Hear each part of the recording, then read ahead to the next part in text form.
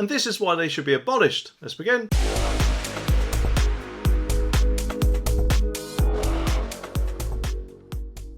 The article says that government plans to crack down on protests have faced a major setback after key aspects of the legislation were overturned in the House of Lords. Ministers wanted to give the police the power to stop and search without suspicion near a protest. They also wanted to shut down demonstrations before they became disruptive in a bid to stop tactics such as slow marching and blocking roads. The proposals were put forward as amendments to the Public Order Bill, an already controversial piece of legislation aimed at clamping down on protest methods used regularly by groups such as Just Stop Oil, Insulate Britain and of course Extinction Rebellion.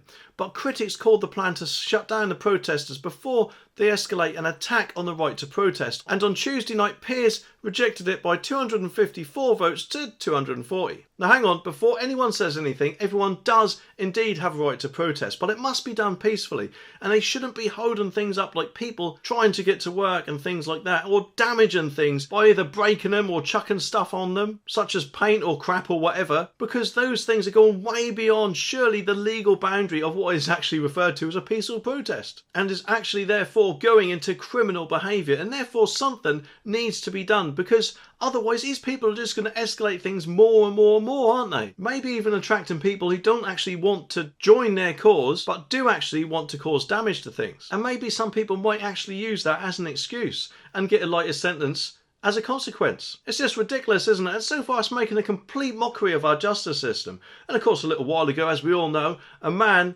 raped a woman before of course transitioning into one, who was then going to go into a woman's prison. How can that be a logical thing nowadays just because he identifies as a woman? He obviously now is gone into a male prison, but you get my point, don't you? Well, hopefully anyway. And these eco-protesters seem a little bit hypocritical to me, because no doubt of course they turn up to places in large numbers using something like a minibus or something like that, which uses a lot of oil which they presumably can't be bear to be used. Maybe of course they'll be happy with EVs when the government rolls them out by 2030, I think it is. When those dirty petrol cars are gone forever and are no longer allowed to be made. But what about all the fossil fuels that actually goes in to making electricity in the first place? Either way though, I think the House of Lords in general does need to get their act together, really, doesn't it? They're not doing themselves any favours, because people are starting to get really annoyed with them keep rejecting everything. It certainly seems that way anyway. And in fact in that case it kind of appears that they're on the side of the people causing all the damage or disruption.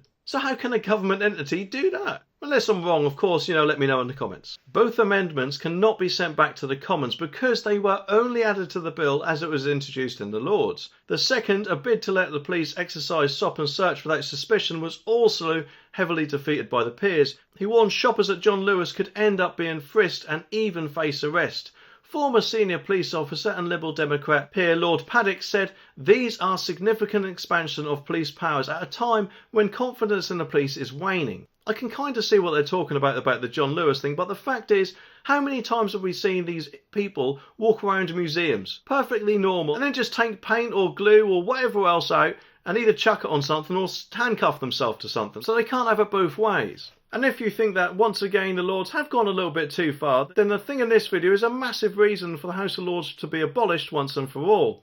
Anyway, subscribe for more and I'll see you in the next one.